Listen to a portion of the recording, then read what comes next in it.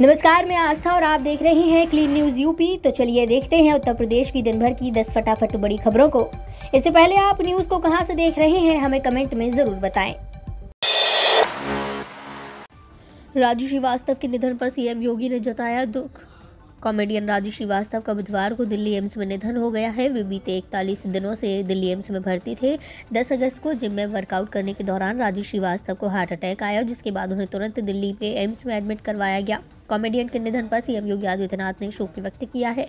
CM Yogi Adityanath ने कहा कि राजू श्रीवास्तव उत्तर प्रदेश फिल्म विकास परिषद के अध्यक्ष के रूप में अपनी सराहनीय सेवा दे रहे थे। वे एक अच्छे कलाकार थे। वे पूरे जीवन अपनी पीड़ा को दबाते हुए पूरे जीवन सबका मनोरंजन करते रहे। आज वे हमारे बीच नहीं है। मुख्यमंत्री ने कहा, मैं प्रदेशवासियों के ओर से दिवंगत आत्मा की शांति की कामना करता हूँ। मोदी योगी सरकार ने बदली बुनकरों की किस्मत। पीएम मोदी और मुख्यमंत्री योगी आदित्यनाथ की ओर से प्रदेश के बुनकरों के लिए चलाई जा रही योजनाओं से उनकी जिंदगी में नए बदलाव आ रहे हैं। वो आर्थिक रूप से मजबूत होने के साथ खादी के परिधानों को भी नया प्लेटफॉर्म दे रहे हैं। सोलर चरखा जहां बुनकरों की जिंदगी को मजबूत धागे के रूप में पिरोकर उनके जीवन को नई मजबूती दे रहा है, तो वहीं सोलर लूम उनके सपनों को बुनकर कपड़ों के रूप में आर्थिक संबल प्रदान कर रहा है। सोलर चरखे से बने कपड़ों के कारोबार की बात करें तो वाराणसी मंडल में पिछले वित्तीय वर्ष में ये करीब 1,36,00,000 था। वाराणसी में सोलर चरखे से सूत काटने वाली महिलाएं करीब 10% है। यहाँ की खादी संस्थाओं को रूरल इलेक्ट्रिफिकेशन कॉरपोरेशन लिमिटेड ने CSR फंड से सोलर चरखा और सोलर लूम निःशुल्क उपलब्ध कराया।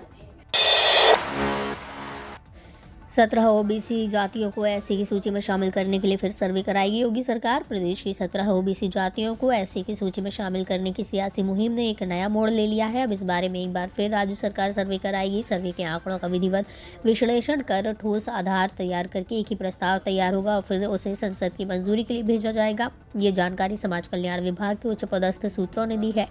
इन सूत्रों के अनुसार पिछले दिनों मुख्यमंत्री के निर्देश पर प्रदेश के मत्स्य विकास मंत्री डॉक्टर संजय निषाद, समाज कल्याण राज्य मंत्री स्वतंत्र प्रभार असीम अरोड़ से मिले थे और इस बाबत प्रस्ताव का ड्राफ्ट तैयार किए जाने पर चर्चा की गई थी।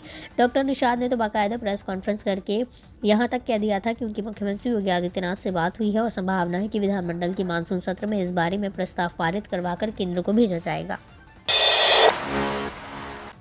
जल्दी शुरू होगी 26,000 पदों के लिए आवेदन प्रक्रिया, मुख्यमंत्री ने दिया आदेश। उत्तर प्रदेश पुलिस भर्ती एवं प्रोन्नति बोर्ड जल्द ही यूपी पुलिस के 26,000 कांस्टेबल पदों की भर्ती के लिए आवेदन प्रक्रिया शुरू करेगा। अभ्यर्थी मांग कर रहे हैं कि 26,000 पदों पर कांस्टेबल भर्ती की सूचना काफी पहले जारी की गई थी।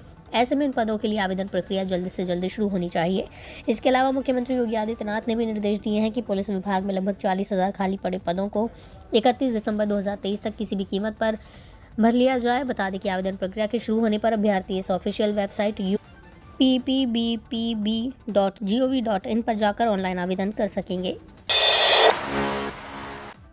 यूपी बोर्ड के 95% स्कूल बंद हो जाएंगे, नई मान्यता शर्तों का विरोध तेज। यूपी बोर्ड से प्रस्तावित विद्यालयों की नई मान्यता शर्तों का विरोध तेज हो गया है।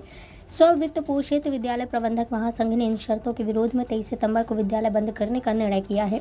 महासंघ के अध्यक्ष हवलदार सिंह व महासचिव संतराम सिंह ने मुख्यमंत्री से प्रस्तावित बदलाव को वापस लेने की मांग की है।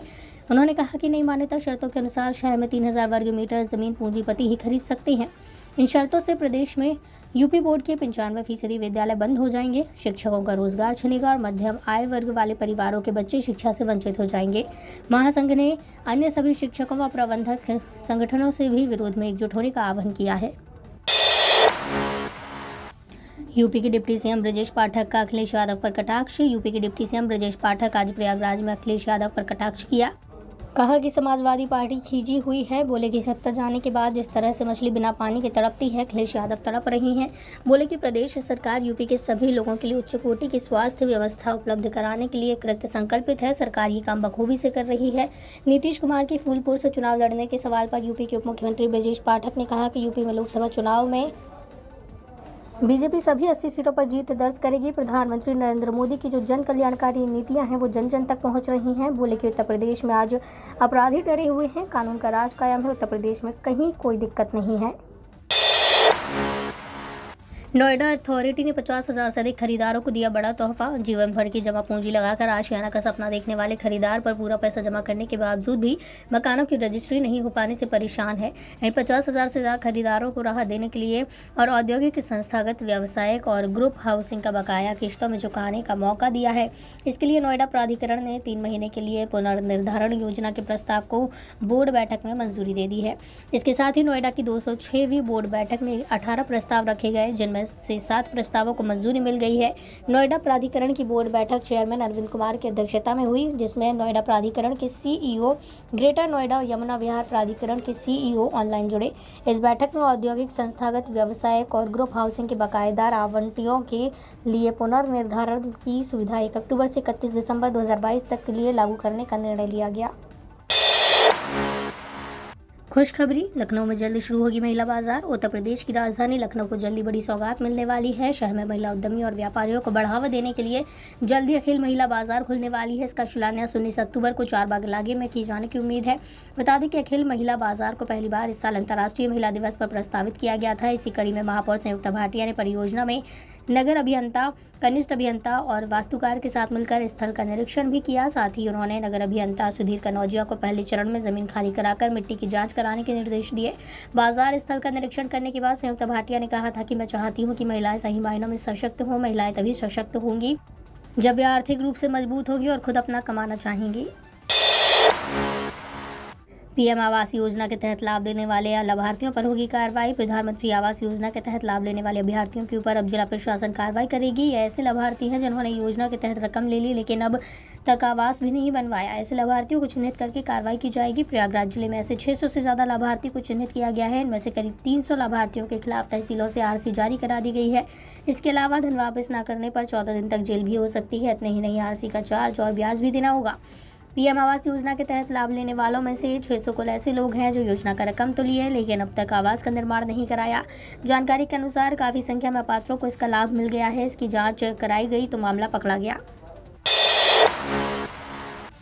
मानसून की सक्रियता बढ़ी, 23 सितंबर से फिर झमाझम वर्षा। मानसून की विदाई से पहले उत्तर प्रदेश में एक बार फिर अच्छी बारिश के संकेत मिल रहे हैं। 23 सितंबर से प्रदेश के कई जिलों में झमाझम बारिश हो सकती है।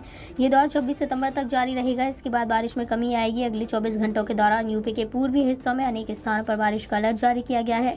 फिलहाल 2-3 दिनों तक मौसम के ऐसे ही बने रहने के आसार हैं। मौसम विभाग के अनुसार वर्तमान में मानसून की ट्रफ लाइन उत्तर प्रदेश से गुजरते हुए झारखंड, बिहार से उत्तर पश्चिम बंगाल की खाड़ी की ओर है, जिसके प्रभाव से उत्तर प्रदेश के मध्य और दक्षिण जिलों में मध्यम बारिश हो सकती है। ये तो थी दिन भर की बड़ी खबरें। रोजाना सुबह और शाम यूपी की ताज़ा खबरों के लिए चैनल को सब्सक्राइब करना बिल्कुल न भूलें।